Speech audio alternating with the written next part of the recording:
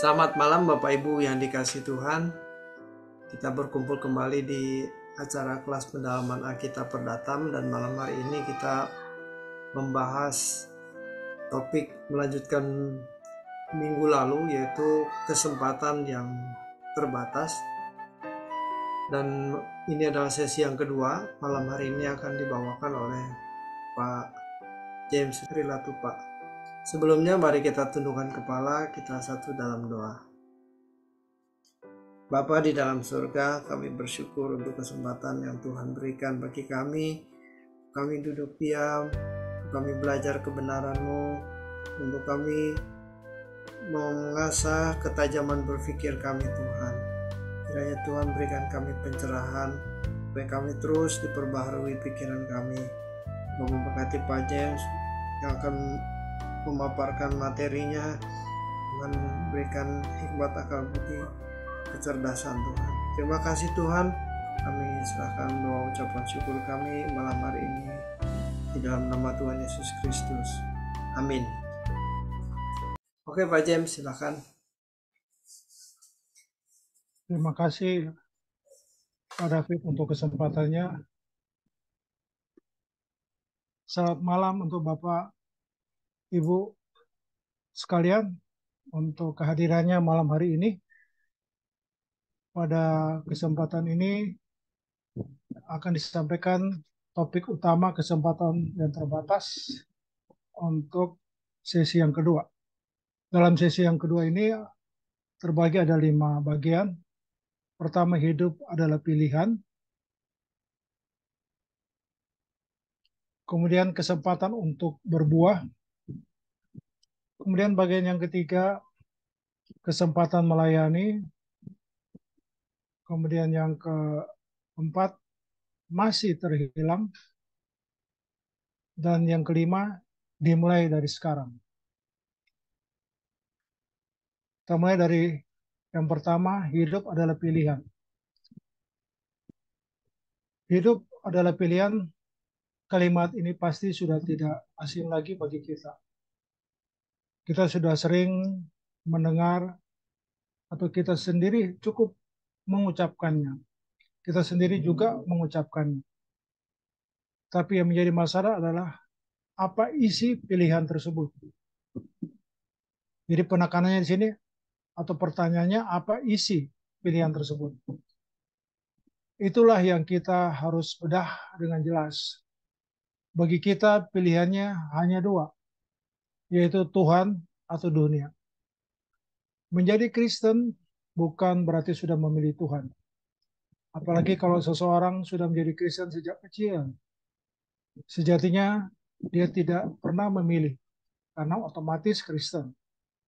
Di Indonesia banyak orang yang hidup masih dalam level ini, mereka belum menemukan hidup dalam iman yang benar. Dan banyak orang berlabuh atau berparkir di level kekristenan semacam itu. Dan itu palsu.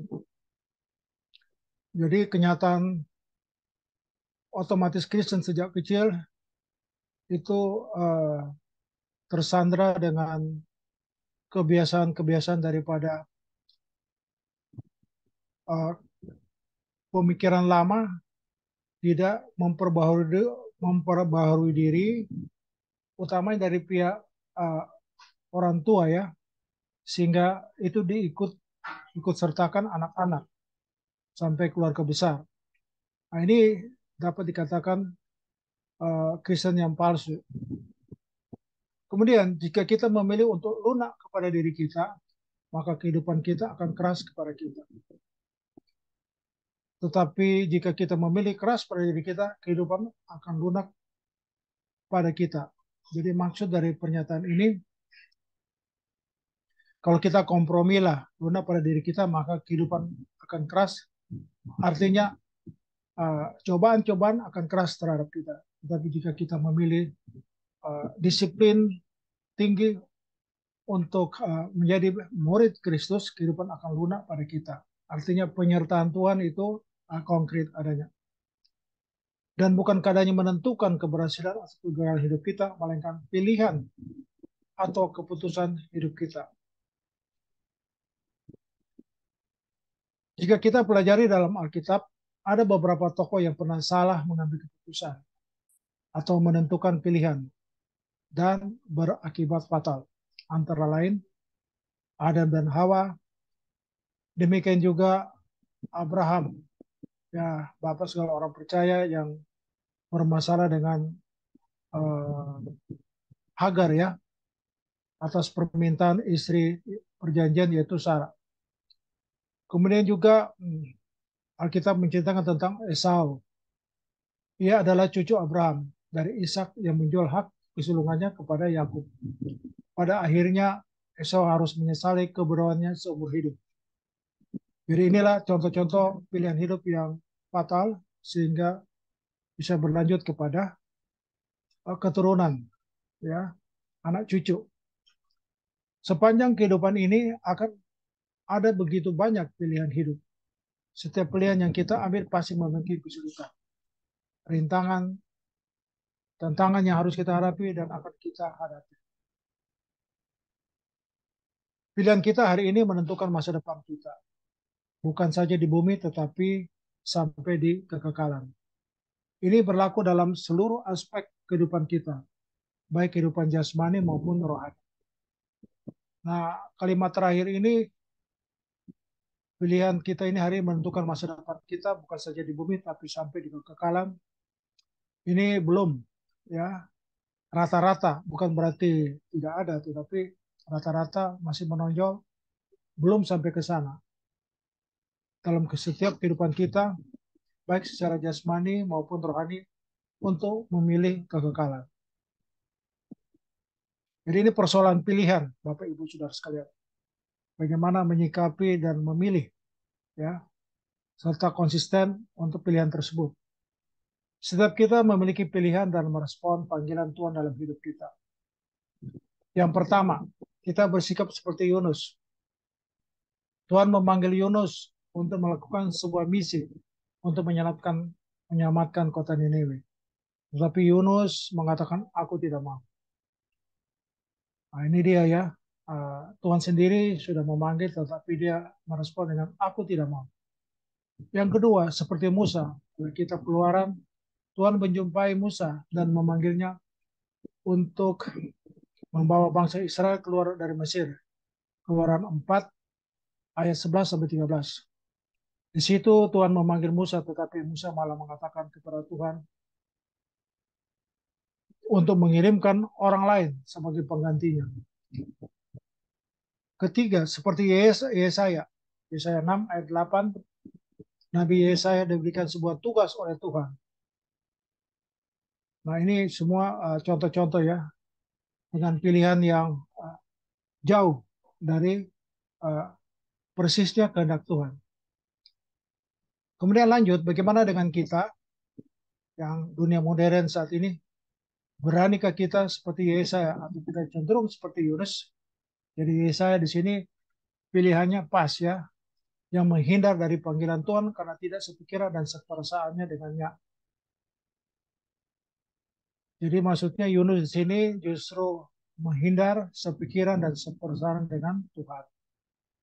Walau mungkin teman dan keluarga kita menjauhi kita karena pilihan kita, artinya karena kita memilih jadi pengikut Kristus yang setia, teman atau keluarga menjauhi kita, atau mereka memusuhi dan menghina kita. Tetaplah bertahan, saudaraku.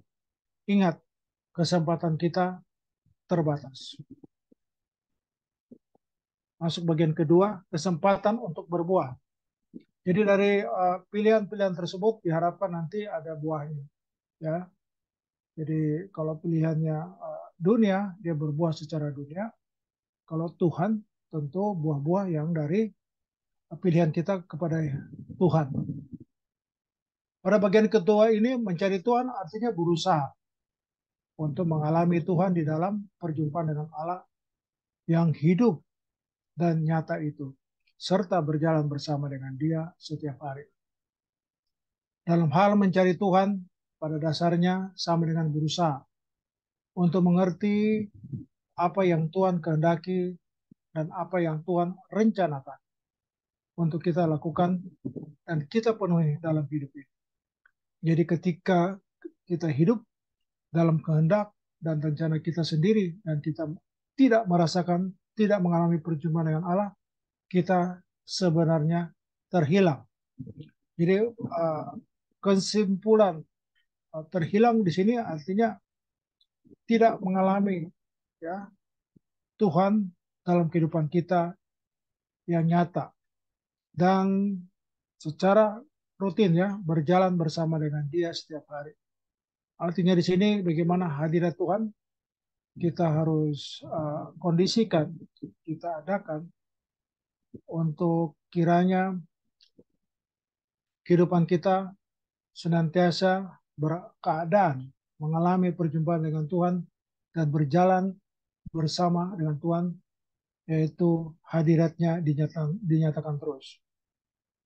Biasanya orang-orang yang belajar teologi merasa lebih menemukan Tuhan dibandingkan mereka yang tidak belajar teologi. Ini kan hanya perasaan, Bapak Ibu sudah sekalian. Karena sesungguhnya yang menilai adalah Tuhan sendiri, tetapi rata-rata ya, secara umum, apabila belajar teologi, umumnya mereka merasa sudah menemukan Tuhan. Karena mereka merasa semakin banyak ilmu teologinya, berarti semakin menemukan Tuhan. Itu anggapan mereka. Ini adalah pikiran picik, seakan-akan Tuhan cukup dibungkus dengan kotak teologinya dan merasa sudah menemukan dan memilikinya. Memang diyakini bahwa Tuhan Maha Hadir, Tuhan sangat dekat, bahkan dikatakan lebih dekat daripada nafas kita sendiri. Nah, itu hanya dalam pikiran ya, ucapan-ucapan para teolog, baik dalam diskusi maupun dalam penyampaian firman Tuhan. Tuhan hanya sejauh doa dan lain sebagainya. Tetapi kalau jujur, tidak banyak orang yang telah benar-benar menemukan Dia atau memiliki pertemuan dengan Tuhan. Mereka akan menghabiskan umur hidupnya menemukan banyak hal dalam hidup ini, tetapi tidak pernah menemukan Tuhan. Ini berarti keselamatan tidak terrealisasi dalam kehidupan mereka. Jadi keselamatan itu adalah tujuan daripada dekatnya kita kepada Tuhan sehingga dapat mengalami keselamatan itu sendiri. Harus dimengerti bahwa kekristenan memiliki tujuan menjadikan manusia berkodrat ilahi yang telah diperagakan oleh Tuhan Yesus sebagai manusia biasa semasa hidupnya di bumi. Masalahnya, kalau keadaan mereka berlarut-larut demikian, artinya umur makin bertambah, waktu bertambah terus, mereka tidak akan pernah mengerti isi karya salib secara lengkap atau utuh. Keagungan sebagai anak-anak Allah telah digantikan dengan kewajaran hidup seperti anak-anak dunia yang tidak memiliki kasih karunia di dalam Tuhan Yesus. Nah, dengan ini berarti tidak ada perbedaan ya, pengikut Kristus dengan yang bukan. Hal ini sangat memuaskan kuasa gelap. Artinya itu sifat-sifat keduniawian yang wajar, sebab bagi kuasa gelap yang penting dapat mencegah, ya, dia cegah umat pilihan menjadi sempurna seperti Bapa. Gagal menjadi sempurna seperti Bapa sudah cukup menggagalkan maksud keselamatan itu yang diberikan. Bagian yang ketiga, pada suatu tatanan yang Tuhan telah tetapkan bahwa setiap orang memiliki kesempatan. Jadi kesempatan saya selalu di dalam penyampaian ini adalah waktu juga ya. Waktu kita memiliki kesempatan untuk bertumbuh dalam kekudusan dan kesucian. Bertumbuh menjadi pribadi yang menyenangkan atau membahagiakan Tuhan. Tetapi di aspek lain, Tuhan membatasi kesempatan. Dalam Ibrani 12:16, firman Tuhan mengatakan, janganlah ada orang yang menjadi cabul atau yang mempunyai nafsu yang rendah seperti Esau, yang menjual hak kesulungannya untuk sepiring makanan. Sebab kamu tahu bahwa kemudian ketika ia hendak menerima berkat itu dari Tuhannya, ia ditolak oleh Tuhan sebab ia tidak meroleh kesempatan lagi untuk memperbaiki kesalahannya. Sekalipun ia mencarinya dengan mencucurkan air mata. Jadi dari bagian ini dikatakan bahwa kesempatan yang ada itu bisa saja terlewatkan, sehingga kita walaupun berusaha untuk kembali menemukan Tuhan, waktunya sudah lewat. Ini contoh daripada Esau. Demikian juga kita membaca perumpamaan mengenai 5 gadis yang bijaksana dan 5 gadis yang bodoh. Ke-10 gadis tersebut mendapat kesempatan untuk mempersiapkan wanita mereka dan memiliki ruangan. Waktu untuk menanti mempelai. Namun 5 gadis bodoh tersebut tidak mempersiapkan minyak sehingga pada akhirnya mereka ditolak. Jadi pergunakanlah kesempatan yang ada, Bapak Ibu Saudara sekalian, mempersiapkan diri sehingga tidak seperti gadis bodoh yang ada dalam contoh dibandingkan dengan gadis-gadis yang bijaksana. Kalau kita mengingat kisah Saul, ada kepedihan dalam hati, di mana pada mulanya Saul adalah seorang yang cakap perawakannya dan memiliki kemampuan dalam berperang. Selalu menang dalam peperangan, tetapi akhirnya menjadi kecil hati menghadapi Goliat. Dan bukan hanya itu, dia menjadi jahat sehingga ditolak menjadi raja dan digantikan oleh Daud. Sejatinya kalau orang terus-menerus berbuat salah, nah ini kan Saul membuat kesalahan terus, khususnya terhadap Daud ya, dengan ketegaan yang tinggi dia tidak bisa diperbaiki. Ketegaan artinya selalu ingin membunuh Daud. Dia sudah kehilangan kesempatan karena niat-niat jahatnya terus dia mempertahankan. Kalau kita sudah kehilangan kesempatan, nah ini dia jadi sudah lewat waktu, kita tidak akan pernah mengambil kesempatan itu kembali. Sejatinya setiap kita dirancang Tuhan untuk hal yang baik, menjadi alat di dalam tangan Tuhan. Karena setiap orang Kristen harus menjadi anak yang berkenan dan dirancang untuk dimulaikan bersama Yesus. Namun yang dimulaikan bersama dengan Yesus harus orang yang menderita bersama-sama dengan dia. Roma 8 ayat 17. Orang yang menderita bersama dengan Tuhan Yesus, itulah yang menjadi alat di dalam tangan Tuhan. Tuhan tidak memakai orang sembarangan. Tuhan memakai orang-orang yang layak dipakai. Pernyataan ini di atas masuk dalam pemberitaan, masuk dalam penderitaan karena Tuhan ingin pakai. Tapi kalau bicara kesempatan yang telah lewat, kesempatan yang Tuhan ingin garap kita, itu tidak ada lagi sehingga kita dikatakan terhilang. Sekarang kita semua diperhadapkan pada arena perjuangan. Jadi perjuangan itu medannya bisa keluarga sendiri, pasangan hidup kita, tetangga, di perjalanan, di kantor, di gereja sekalipun. Nah, di sini diambil satu contoh soal petinju. Kita menjadi petinju yang kalah atau petinju yang menang, artinya apakah kita menjadi pemenang atau yang kalah. Arena itu tidak ditentukan oleh takdir, tetapi ditentukan oleh aksi kita, reaksi kita, respon kita terhadap kehidupan tersebut. Tuhan mau kita menjadi saluran berkat Tuhan. Baiklah, masing-masing kita bertanya, Tuhan, dampak apa yang sudah diakibatkan oleh hidupku terhadap sesama? Nah, dari pertanyaan ini, artinya persoalan-persoalan yang menyangkut pribadi kita itu atau keluarga kita itu sudah selesai, sudah beres, tidak ada masalah dengan diri kita, sehingga kita harus berlanjut dengan melayani sesama di luar diri kita maupun keluarga kita. Sehingga dikatakan ini, jika hidup kita belum berapa baik, maka sekarang waktunya untuk kita berubah selagi masih ada kesempatan. Jadi kesempatan bisa digunakan internal keluarga maupun di luar keluarga. Bagian keempat, masih terhilang. Jadi yang di atas memang kalau kesempatan tidak digunakan atau terlambat kita gunakan, itu terhilang. Di sini dikatakan bagian keempat masih terhilang. Ini maksudnya di sini contoh ya mengenai anak yang terhilang di Lukas 15 ayat 11 sampai 32 menggambarkan sosok anak yang tidak menyukai hidup dalam dominasi orang tua.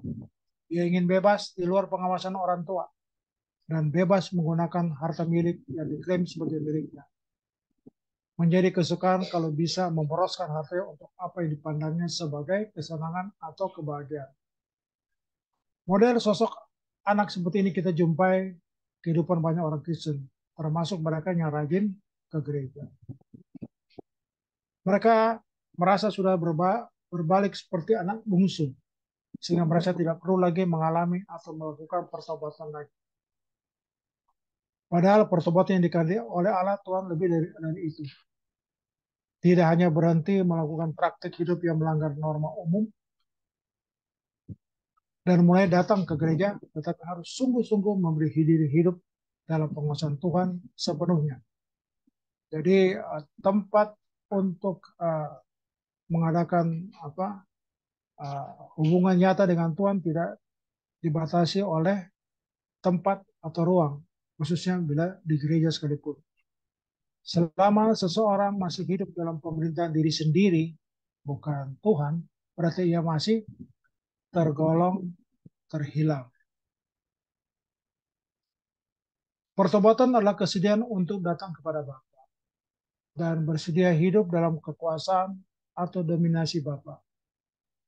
Pertobatannya benar ditandai dengan kesediaan untuk melepaskan semua haknya dan menyediakan diri dengan rela menjadi hamba yang hidup dalam kekuasaan Tuhan sebagai majikan.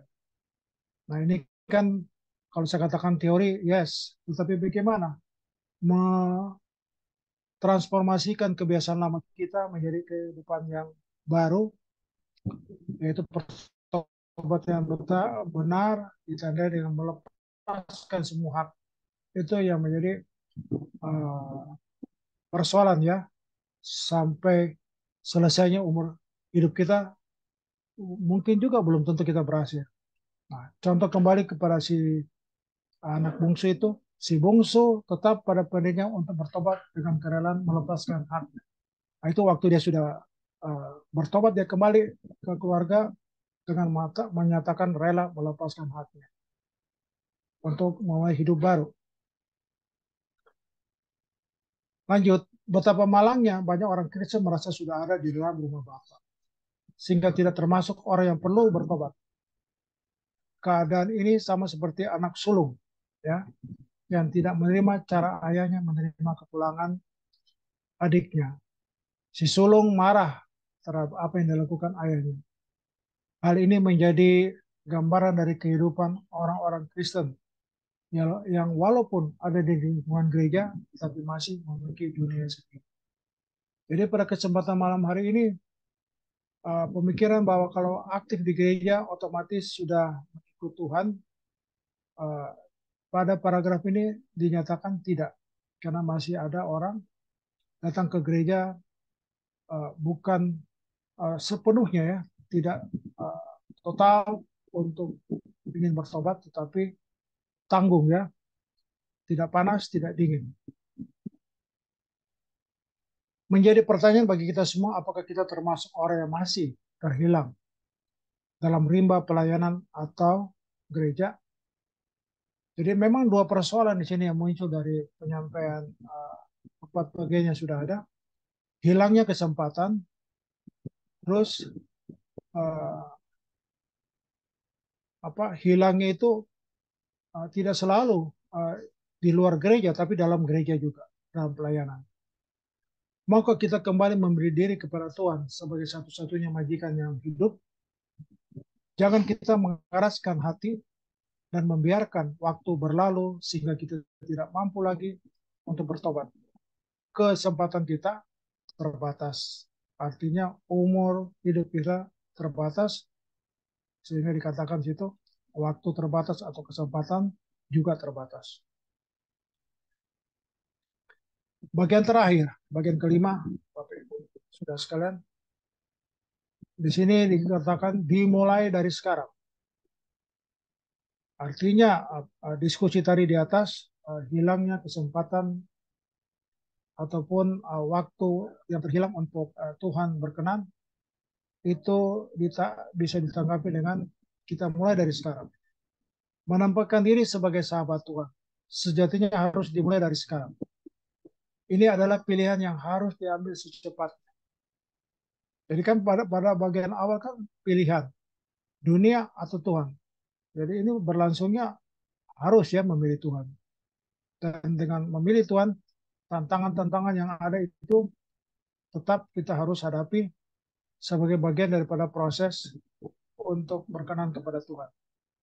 Dalam banyak hal atau dalam segala hal, nah ini sebagian atau segala hal boleh tidak ada kepastian.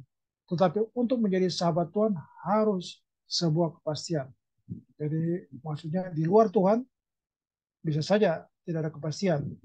Apa saja, soal jodoh, soal sakit penyakit, soal pekerjaan, rumah, dan lain-lain.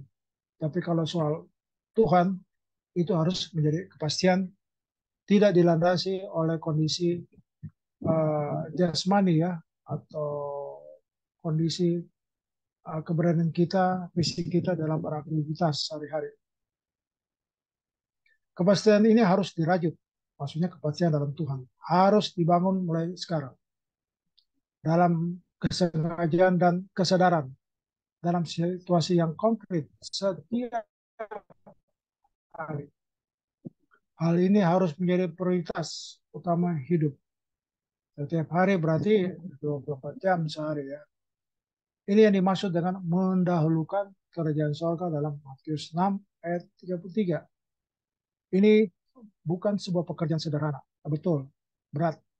Tuhan Yesus berbicara mengenai hal ini dalam Yohanes 6 ayat 26 sampai 29. Tuhan berkata agar kita bekerja untuk roti yang tidak dapat binasa.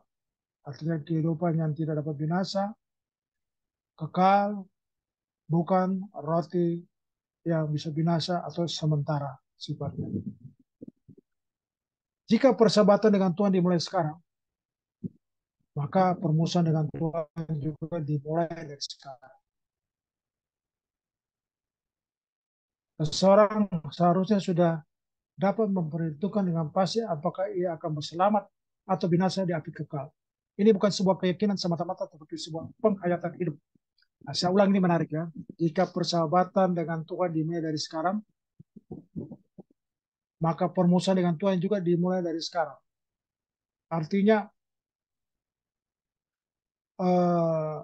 terjadi waktu kita mulai sahabat dengan Tuhan, dalam pihak lain itu kita adalah dalam cengkeraman kuasa kegelapan, siap untuk dicengkeram, ya, sehingga seolah-olah dia menjauhkan kita dari Tuhan, sehingga ada pengertian sih permusuhan dengan Tuhan dimulai juga dari sekarang. Jadi tarik-tarikan ini, ya, on off, ya, pagi sampai siang it's okay, on, tiba-tiba break makan siang di kantor misalnya atau di rumah, salah ngomong lah dan lain-lain, salah ucap dan seterusnya, sehingga terjadi off ya, hadirat Tuhan